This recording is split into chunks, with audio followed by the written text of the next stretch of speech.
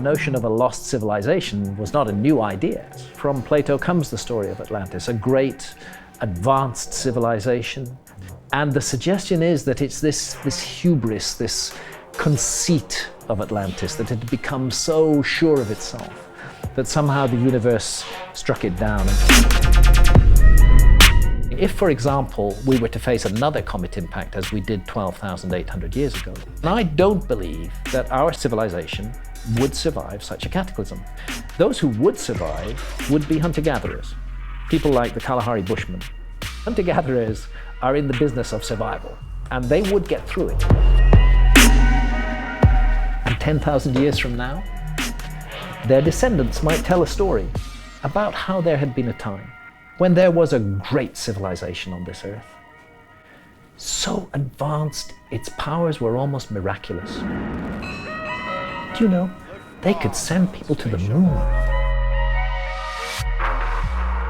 They could fly around the world. They could speak to each other on other sides of the planet. But something went wrong. They became cruel. They became arrogant. They began to impose their will on others. They ceased to wear their prosperity with moderation, and the universe struck them down. I think there's a message in the Atlantis story for our civilization. We should stop being so fucking arrogant and proud in our achievements. We should show some humility, and we should learn the lessons of the past.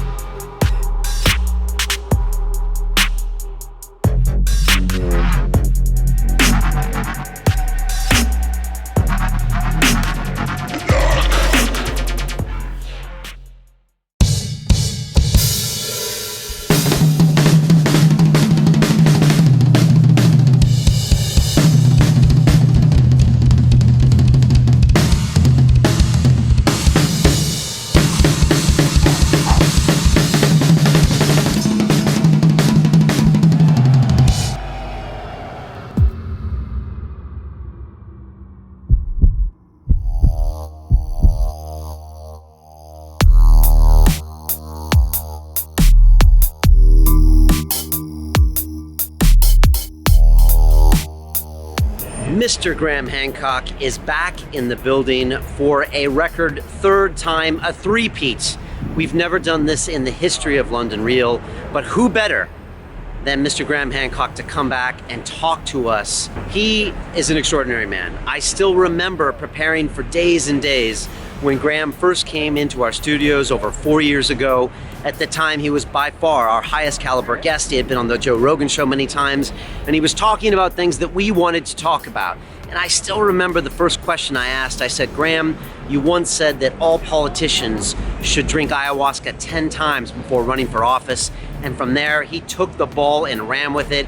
He talked about writing, he talked about psychedelics, he talked about his own very personal struggle with cannabis, and this time Graham did not disappoint. He was back to talk about his latest book, Magicians of the Gods, to also speak about his fiction series, War God, and to continue beating the drum about the fact that as humans, we deserve to have sovereignty over our own bodies. We need to make our own choices. And when I go and am invited down to the Royal Society in London by Professor David Nutt and Amanda Fielding, Graham Hancock's in the audience, along with Rupert Sheldrake and all of these very intelligent people supporting issues like LSD research. And it's just such a pleasure to have Graham. He is such a great icon, and I think he really is a British treasure, along with some of the other names that I mentioned here.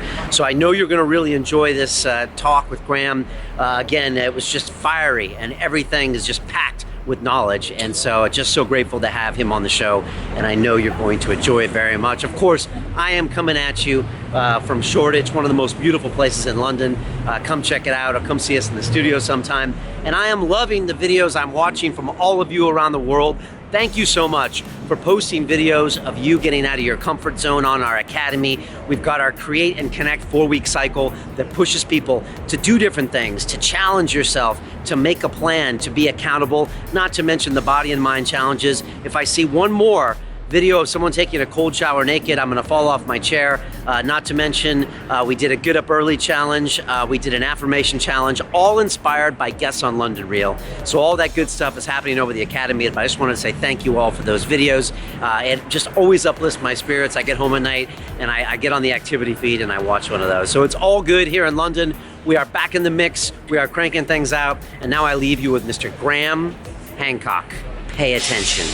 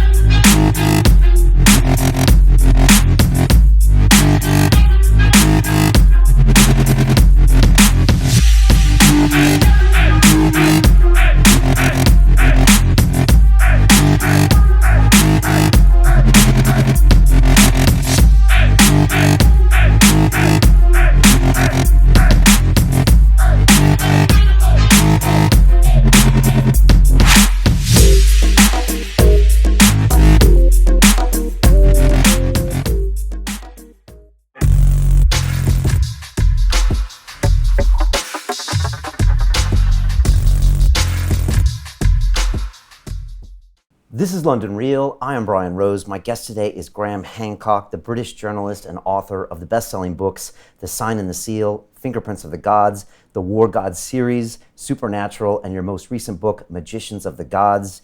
You specialize in unconventional theories involving ancient civilizations, stone monuments and megaliths, astrological data from the past, and altered states of consciousness. Your books have sold more than 5 million copies worldwide and have been translated into 27 languages. Graham, welcome back to London Real. Thanks. Good to be with you again.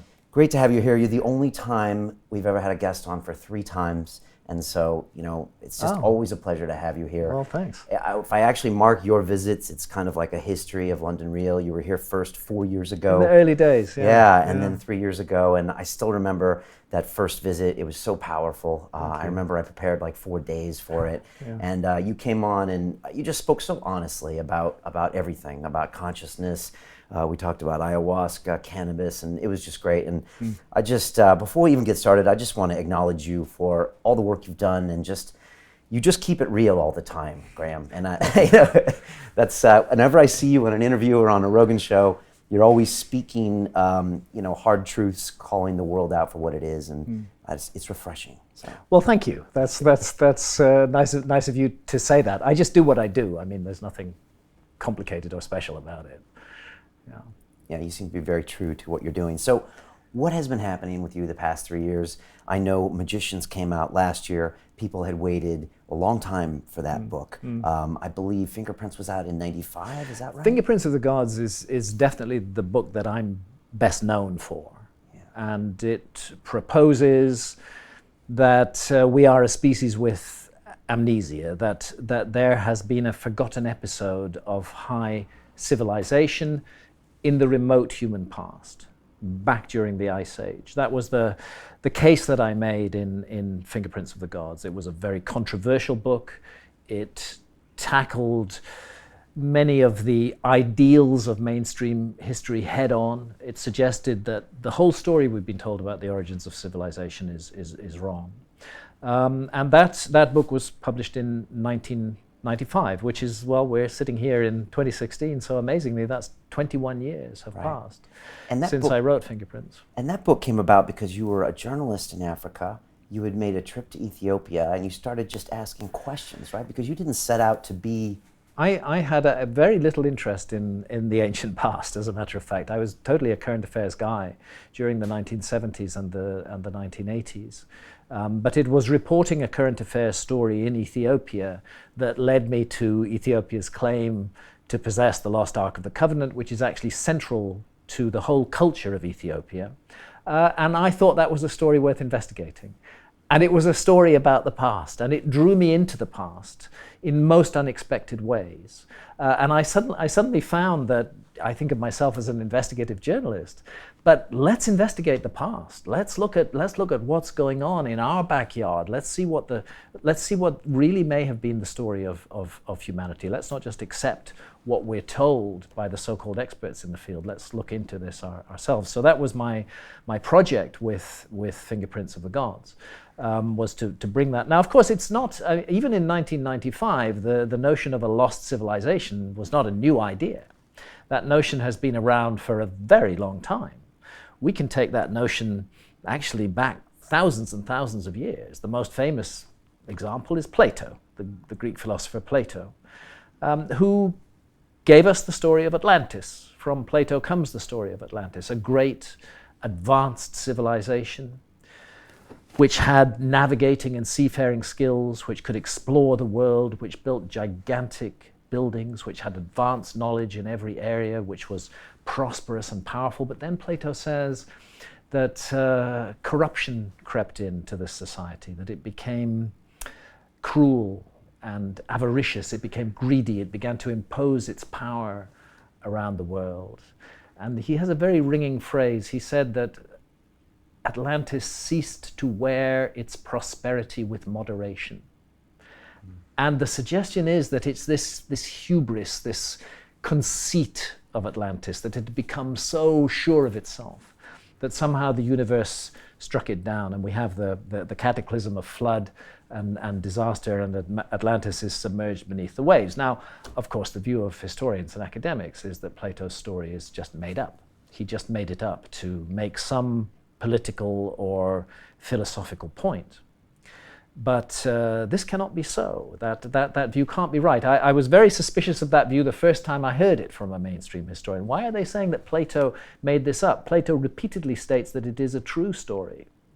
And as we look into it further, we find something else, that Plato puts a date on the destruction of Atlantis. He says Atlantis was submerged beneath the waves in a huge global cataclysm 9,000 years before the time of Solon. That gives us an absolute date for this. We know Solon, we know who he was. Solon was a famous Greek lawmaker. He was an ancestor of Plato, as a matter of fact, about 200 years before Plato. And around 600 BC, Solon, the great Greek lawmaker, made a visit to Egypt. And in Egypt, the priests at a temple of Sais in the delta told him the story of Atlantis, and they said that it was written on the walls of the temple. And he said, when did this happen? When was this great civilization destroyed? And they said 9,000 years ago, and that was in 600 BC. So that's 9,600 BC in our calendar. That's 11,600 years ago. Plato is telling us a great civilization was destroyed in a global cataclysm of flood 11,600 years ago. He's laughed at by all academics and historians. But then geology comes along, and lo and behold, what do we find? 11,600 years ago is a truly cataclysmic episode in geological history. It's called Meltwater Pulse 1b. We have a massive rise in sea level as the ice sheets on North America and Northern Europe just crumble and collapse into the ocean. If Plato made the whole thing up, he was just astonishingly on the money with the latest geology. And I think that we really have to reconsider our attitudes to these stories that have come down to us from the past. Academics have been too quick to dismiss them, too quick to say, oh, we've figured the whole story out, there's no mystery there. Maybe there's a huge mystery there. Maybe we should listen to these clues and hints from the past that speak of a great civilization. So when I published Fingerprints of the Gods in 1995, it was at the end of a long lineage going back to Plato and before, and of course famously Ignatius Donnelly in the 1900s, the early 1900s and late 1800s wrote Atlantis, the Antediluvian World, which was a huge investigation of Atlantis. So this subject has been tackled again and again and again and again. Mainstream academia has said, no, it's impossible, there could be no lost civilization, we know everything about the past, and it's been dismissed. But the problem is that new evidence keeps coming out, which can't be explained by the existing historical model. New evidence that just doesn't fit the picture.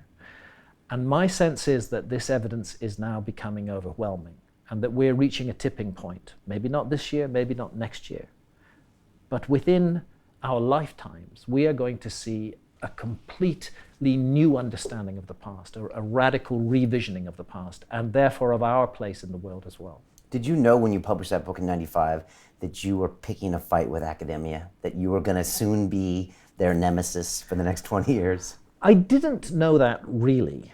I understood that there were academics with entrenched positions on this subject, but I didn't realize how violent it could become, how really powerful the reaction could be, and how concerted and organized it could be.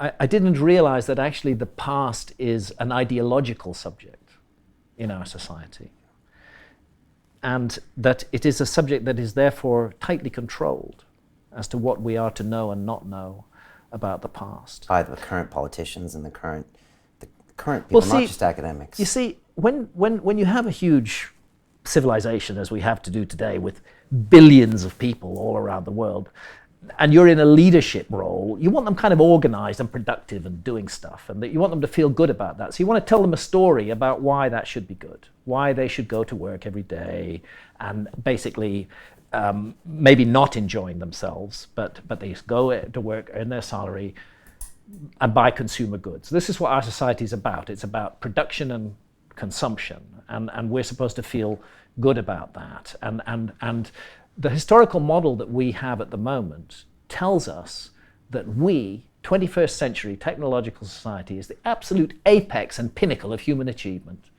We are it. We're the bee's knees, you know. We've made it. We're the end of that long story, and here we are, and we should just produce and consume endlessly in this sort of hedonistic binge, and that's what life is all about. And that is very nice for those in positions of power, because if people will buy into that, they stay quiet, they don't ask questions, they don't complain, they don't riot in the streets, they just do their jobs.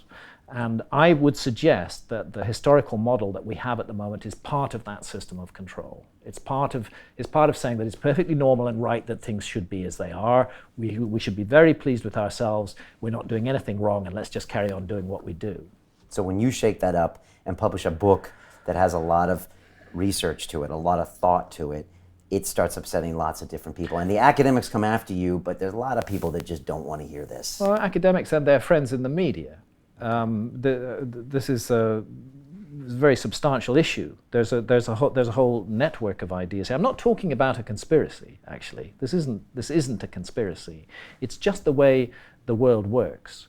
But the way the world changes is that people come along and suggest things which may be very uncomfortable for those who are in power. And when you're in power, you don't like to feel uncomfortable, so you do whatever you can to put that down.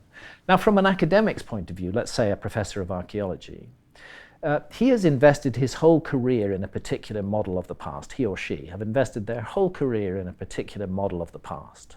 That model was already set when they went into the profession.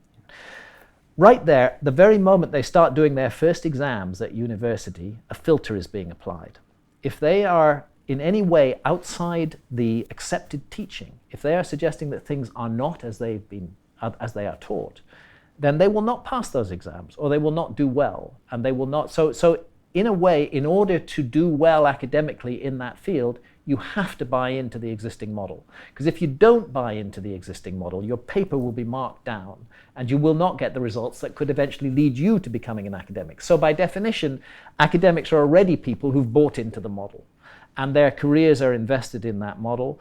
And they're all decent people. They're all good people. They believe passionately that they're right, and that this is how it is. And that belief also becomes existential in a way. It's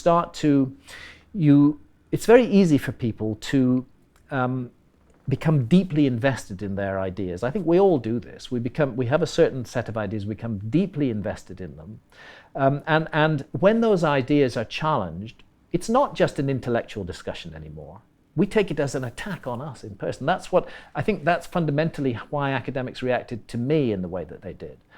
I was arguing that the whole field of history and archaeology may have got the origins of civilization completely wrong, but at a personal gut level, that was taken by many academics as a direct attack on them and their place in the world. And that then resulted in a counterattack on me. Now, the counterattacks on me would never have happened if my book had been a failure. There's lots of books of alternative history that say radical things, but most of them don't appear above the radar. This one did appear above the radar, and as a result, there was a concerted effort was made to discredit me, and that is a bit of a conspiracy. You know, when you have academics who write to the BBC and they say you must bring this man down. You know, when they actually say that, and the BBC makes a program which is designed to damage my reputation, and that program is then later found to have been unfair by the Broadcasting Standards Commission, something odd is going on here in this. Something a little bit to do with reality control is happening there. And this is systemic because it doesn't stop with the BBC, other media sources. TED, you've had your ups and downs. It's very weird with TED. I strange. just find it very, very strange because I used to like the odd TED talk when I heard it, and you know, I thought, well, okay, ideas worth spreading. I can go with that, and some interesting discussions. And I think it's fairly well known. I do a Tedx event in January 2013. I'm there. Rupert Sheldrake is there. Yeah. Satish Kumar is there, a bunch of other people are there. We all give talks and they go up on the TED YouTube channel.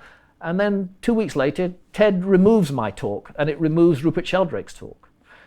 And well, naturally there's a fuss about this and people want to know why. And TED say, oh, well, because these were pseudo-scientific ideas.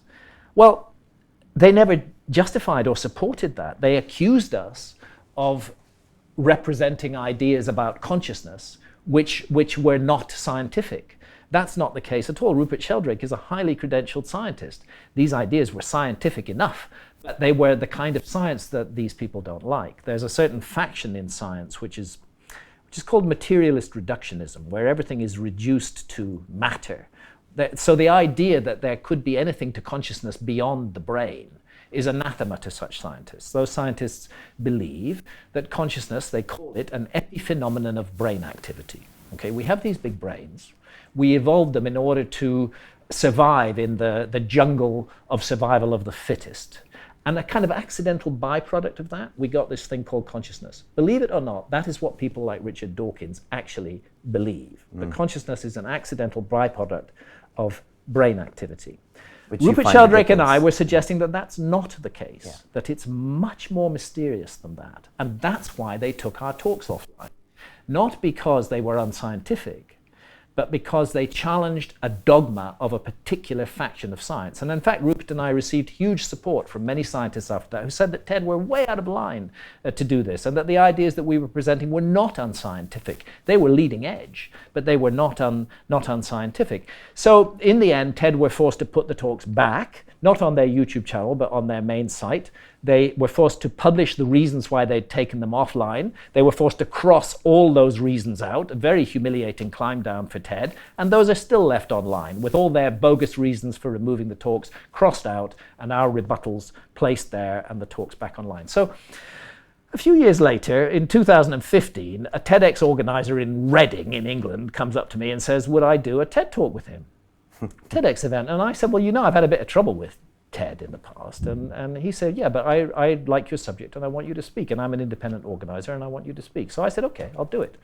And I went and did it. And lo and behold, after 2 weeks, this time TED think they're getting smart. They realize they got a massive backlash from censoring me and taking me offline. So now they leave it online, but they stick a huge health warning on it, basically saying this is not politically correct. This is not sanctioned, authorized science. You know, and so the view of TED seems to be that actually its audience can't make up their own minds, that they're like children, that they're not capable of deciding for themselves, and that TED must curate and shepherd everything and to present them with the correct material for their minds. And to me, this is absolutely astonishing. It's astonishing that TED would, well, I'll not get involved with TED again. I thought I'd give them another chance. I thought they'd learned from the previous experience, but now I see that they haven't learned at all. and that there's no point whatsoever in using their platform. Yeah, I think they're very sensitive about consciousness, psychedelics. You probably are at one of the very few talks that's even up there. Oddly enough, they have covered psychedelics Really? in talks before. I don't think that's the problem. I think they're willing to talk about psychedelics, particularly in view of the fact there's such a lot of good scientific research going on psychedelics now. Yeah. They're willing to talk about that. But the question is, how do you position that talk? If you were to suggest, as I do, that in altered states of consciousness we may access valuable and useful information, which may be of fundamental importance to humanity, that's a step too far for an organization. And then they like call Tedx. it pseudoscience or Yeah. something, and then they kind of redact some of those accusations. Yeah. I had Lawrence Krauss in here, and he did the movie with Richard Dawkins, The Unbelievers. And Right. I think both of them have this theory that, the consciousness, there really isn't anything more to it from a scientific viewpoint. And They need to go take some DMT.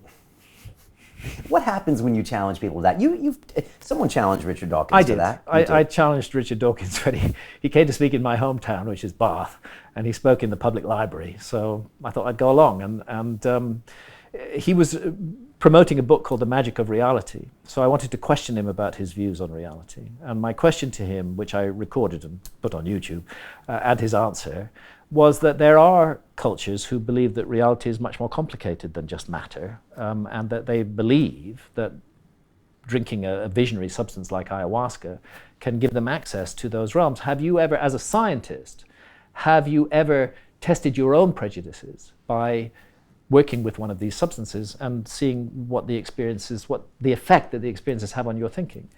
And he was interesting. He said, yeah, under the right circumstances, with correct medical support, as long as I could be sure I was safe, I would do it. So I await the day when Richard Dawkins has his first massive DMT trip and possibly thinks again about a few things. Right, and there's a possibility, right? He's probably...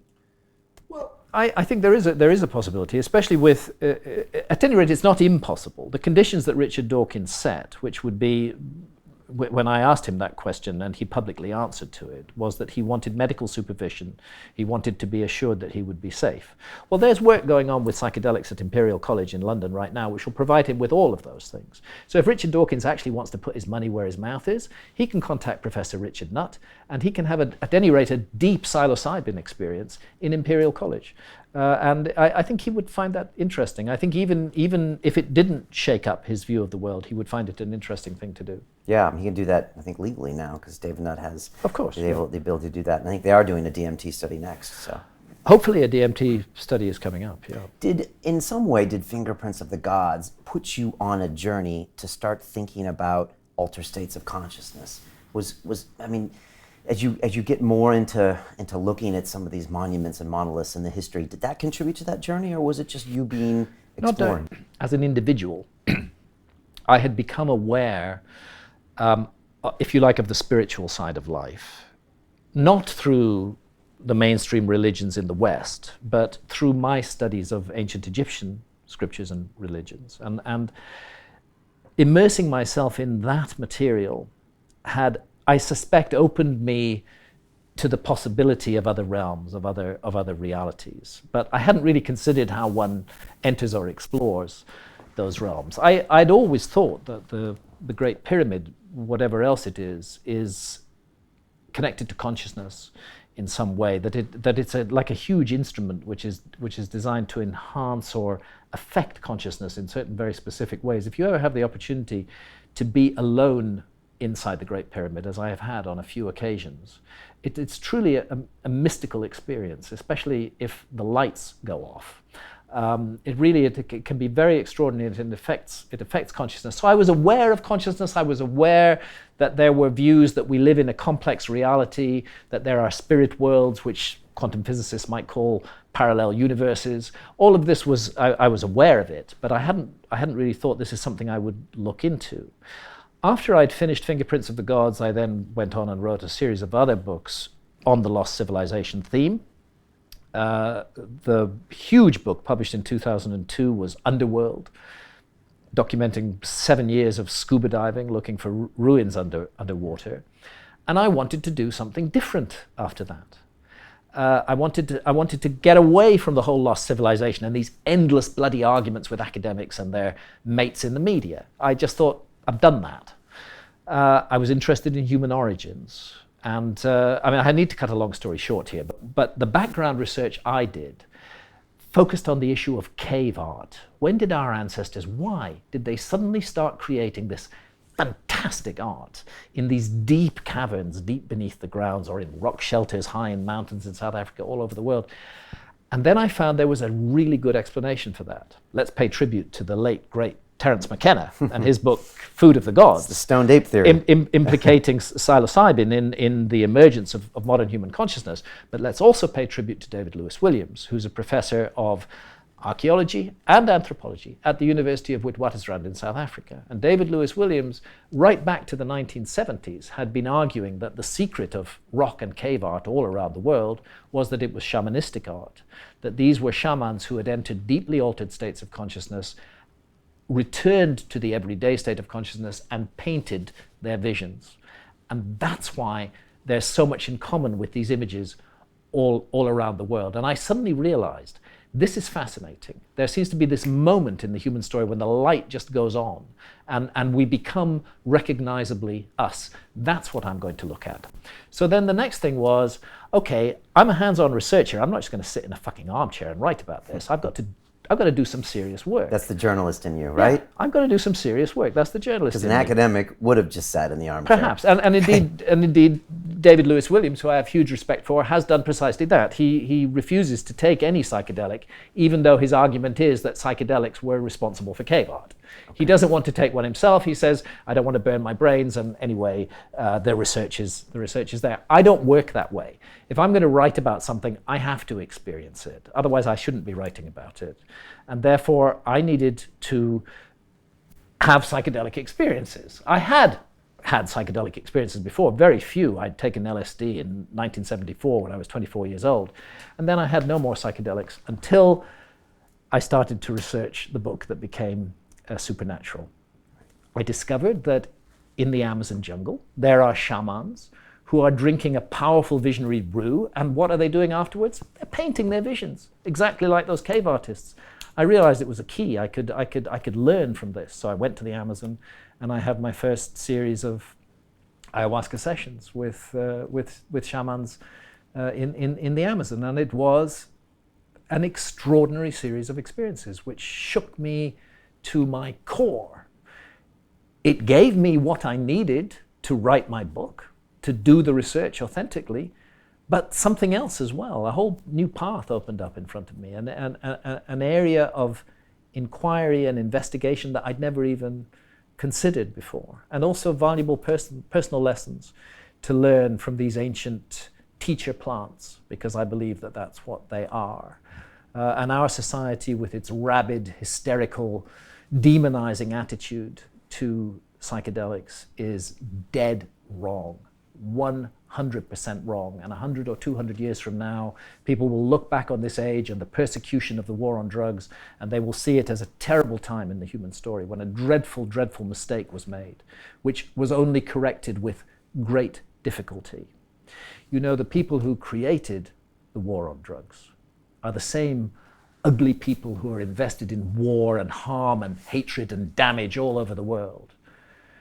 And since we're suffering from the consequences of their actions in those other areas, we should wake up to the fact that the war on drugs is another one of those consequences, that those same vile and evil people who've turned the world into hell are the people who declared the war on drugs. When it comes to psychedelics, are we getting small wins? Do you feel like we're getting there? Yes. Okay. We are getting small wins in psychedelics. There's a huge process underway. It's difficult to see the whole picture because we're in the middle of it at the moment. It's difficult to know where it's going to go on. I think the internet has played a big role in this. It means that information can't be kept within exclusive little cliques anymore. It means that information is free and that people can gain access to information and find out things for themselves. And I think this has led to an across-the-board questioning of authority structures in our society. See, the curious thing about democracies, we're told democracies are great things, and democracies are great things, of course. But what happens in a democracy is that you get a massive investment in the manipulation of public opinion. See, a dictator doesn't care about manipulating public opinion, because a dictator doesn't care about public opinion. He doesn't need to manipulate the public opinion in order to bring the public with him, because he's operating by force. In a democracy, a politician cannot operate by force. They have to bring the public with them. Now, if democracy really worked, if it was a really good thing, all information would be completely transparent. There would be no lobbyists. There would be no money being paid to give us information. But actually what we live in is a society where vast amounts of money are spent in shaping public opinion on particular areas. This is the society that we live in today, where huge amounts of money are being invested in promoting a particular ideological position. And I think that where we're getting wins is that people are waking up. They're realizing that this is part of a system of manipulation and control. They're realizing we are sovereign adults. We have the right to do with our own bodies what we wish, so long as we do no harm to others. I mean, what an absurd abuse of human rights for a politician to say that he will send you or me to prison because we've experienced a psychedelic. We didn't do any harm to others. We underwent a personal experience, and for that, we're going to be sent to prison. This is the Inquisition. This is like burning people at the stake, for not following a particular version of Christianity. This is an appalling abuse that's taking place in our society. So people are waking up to that. It's part of an overall waking up to the way that the world is run. But I think it's at the leading edge of that waking up. And then on the other side, we have great scientists, people like David Nutt, who are refusing to be beaten down by the ideology, who realize that these substances have enormous potential, enormous therapeutic potential, and who, against stiff opposition, are doing the science. Opposition from other scientists as well. Opposition from other scientists. They are doing the science, and they are getting incredible results. So now we're finding that science is saying, actually, you know what? These psychedelics, they don't really seem to harm people.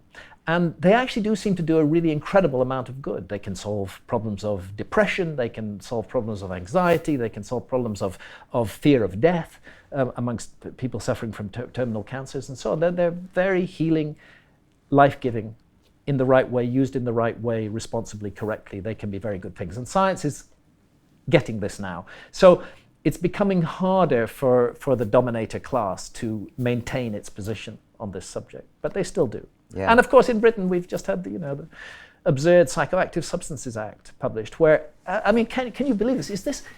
Are we actually living in 2016, or is this 1984?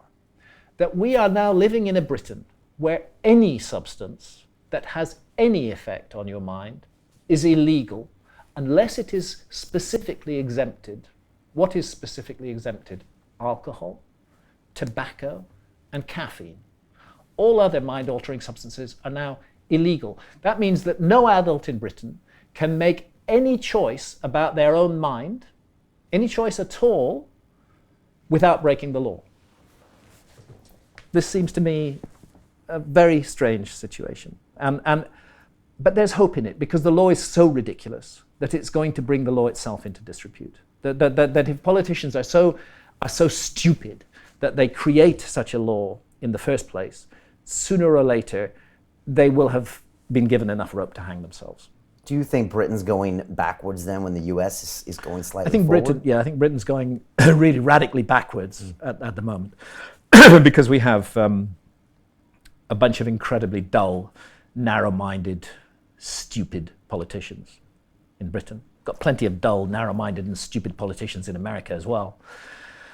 But America is a country where actually democracy can work. The citizens of Colorado decided that it was extremely inconvenient for them and an abuse of their rights as adults that they were not allowed to smoke cannabis. So they made cannabis legal.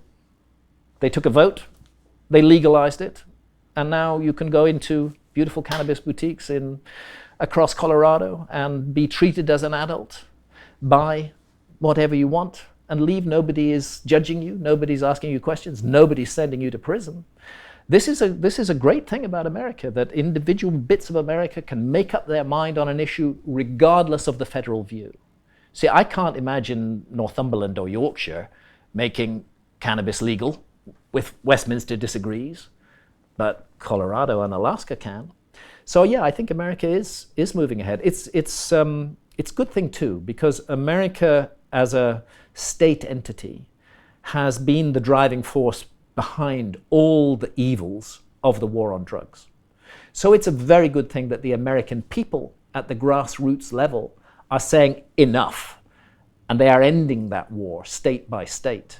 Because make no mistake, the ending of the war on cannabis is the beginning of the end of the war on drugs. Yeah. And those who are invested in the war on drugs are desperately struggling to stop the legalization of cannabis because they know that it's going to open the floodgates, and suddenly, all over the world, adults will be allowed to make decisions about their own minds, their own bodies, and their own consciousness without asking anybody's permission or breaking anybody's law, so long as they do no harm to others. It's fascinating to watch this kind of a civil war in America where the federal is saying one thing, the state is saying the other. They both don't want to fight too hard against the other, but it's changing. Yeah. And you spend time in Colorado. When you're in a state like that is open to this idea of having sovereignty over your own body, does that have a knock-on effect to the rest of the society? Does it just seem like a different place? I think it does. Yeah. I like the air in Colorado. I feel that I'm breathing the air of some kind of freedom there, that people have freely chosen a particular way and they've made it happen. Interestingly, people from all over America are flocking to Colorado. It's a very attractive place to go and live now. I understand property prices are zooming up. There's a huge economic boom as a result of cannabis. I suspect a lot of other states are looking at that and thinking this may be the way to go. It's still today 750,000, 750,000 Americans are still arrested every year for possession of cannabis. That's 750,000 Americans every year who are getting criminal records for doing what? Having a mild experience in their own homes, doing no harm to others. Of course, this is insane. And the same society even encourages them to drink alcohol, which is a far more dangerous drug. So we need to wake up as a human species. We need to become our own leaders. This is in my view, the next step forward is, do we really need leadership? If we need leaders, then that suggests we are infants, that we're not capable of making mature and informed decisions ourselves. And I think that if humanity is going to progress, if we're going to move forward, that's the next step that we have to come to, that the role of leadership in society gets reduced. That we don't have these high-profile campaigns and these celebrity leaders going around. We don't actually need leaders. We can all be our own leaders. We need administrators. We need technocrats who can do certain things for us. But they're working for us. We're not working for them, you see. That's the thing. It's interesting you say that now that we're in full bore of a, incredibly, almost intensely insane American presidential race where it's not only leaders, but it's turned into celebrity. It's almost turned into show business. Yeah. And no one really questions the fact that we should maybe not be voting for someone and lead ourselves. It's more who are we voting for? Let's talk about this person. But people aren't really asking the questions you're talking about. No, those questions aren't being asked. But I think it's interesting what we're observing in America. I think what's driving it in America is a deep distrust of authority and a deep distrust of anything that's connected to the status quo. I'm not sure if politicians have really got the message yet. There's absolute revulsion at them here in Britain and in America. We're revolted by our political class. They're disgusting individuals. I can hardly think of a politician whose hand I would even wish to shake. And I would certainly be washing my hands afterwards if I did. Really repulsive individuals. So the vote for Trump is really a vote against them. I think it's a vote against the system. Yeah. I think it's a vote against the system that has failed Americans again and again and again. And it's the same system all over the world that's failing Britons and failing the French and failing everybody else. It's a global system of control. I think people are aware of that. I think they're fed up with that, and I think they want change. So Trump is getting support because he's certainly not part of that. He looks different. He sounds different. He feels different. Bernie Sanders got a lot of support for the same reason. He looks and sounds different. They were saying very different things, but both of them were anti-establishment figures. And that's what's going on here, that the establishment itself is losing its grip. And we're seeing a kind of crazy chaos resulting from that. But we will sort it out. Human beings are capable of sorting things out. We don't need leaders to sort things out. We can sort things out ourselves. So this is progress, really? I would say so. Okay. Yeah. You mentioned cannabis before. When you were here 4 years ago, you talked about your relationship with cannabis and how another plant ally, Mother Ayahuasca, had kind of discussed things about the other plant ally, cannabis, with you. Has your relationship with cannabis changed since then? Yeah, a bit. Can you describe So that? basically what happened with me and cannabis was that I had a very long relationship with cannabis. It started late. I didn't start smoking cannabis until I was 37 years old. And by the time I was in my early 40s, it had become a very central part of my life. And that's when I discovered I could write with cannabis as well as, just enjoy nice food.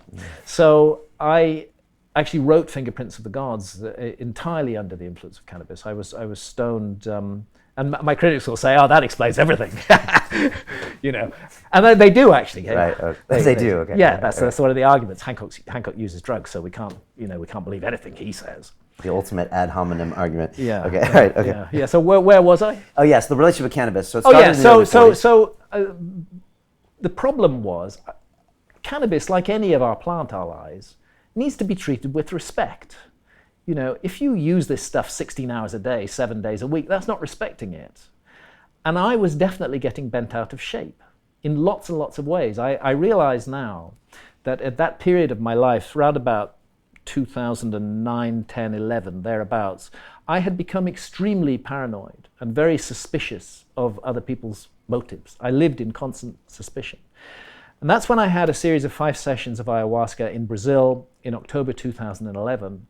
And those sessions focused entirely on my cannabis habit. And they showed me that I was behaving in a way that was hurtful and damaging to other people, that this suspicion, this jealousy that was connected with cannabis in some way was hurtful to others. And it was not a good thing. And I was given a very powerful kicking by ayahuasca, and when I came back from Brazil, I found I couldn't smoke cannabis anymore. You tried. I tried. Fired up the vaporizer, and then I couldn't smoke it. I fired up the vapor. I filled this big bag of, vapor, and I took one inhalation on, and I felt absolutely disgusted. And I didn't understand it at all. But I couldn't go on. I literally couldn't go on. Ayahuasca had made me stop completely smoking cannabis, and that carried on for 3 years, from October 2011 right through until the Joe Rogan experience. In September 2014. Right. So I'm sitting talking to Joe live, as we are now, and he says, as you just asked me, what's the thing with you and cannabis? Have you still not smoking it? And I said, yep, nearly 3 years now, haven't touched it, but I'm beginning to think maybe I could dip my toes back in the water. So Joe says, why don't you start now? And pulls out a nice fat California joint. Joe doesn't need a lot of encouragement for that. So we lit it up and smoked it on air, and I did enjoy it, actually, very much. And so what's happened since then is it that in situations like Colorado, where there's no hassle, okay, I'm not compelled, I don't feel a compulsion to use cannabis anymore in the way that I did, but I do enjoy using it, and where it's convenient and easy for me to do it, spending a lot of time in Colorado these days, I do. I particularly like cannabis in the form of oil. I don't smoke. For many years I didn't smoke, I used a vaporizer. But I think cannabis oil is a very interesting way to take cannabis. Orally? Yes, okay, yeah. Orally. Okay. And of course, in Colorado, with the whole medical marijuana industry, they've really developed really excellent cannabis products, and you can pick and choose exactly what you want, and with the full knowledge that it's totally legal and nobody's going to break down your door or wreck your life for doing so. And again, safe, and you know what it is, and yeah. What a concept, right? It's a really great concept. Continue watching this fascinating conversation for free by clicking on the link below to visit our website, and I'll see you on the inside. I think it's important to work on the way we behave with other people, and to try as far as possible to be nurturing and positive, but also to be honest. Be your own leader. Don't accept the leadership of others.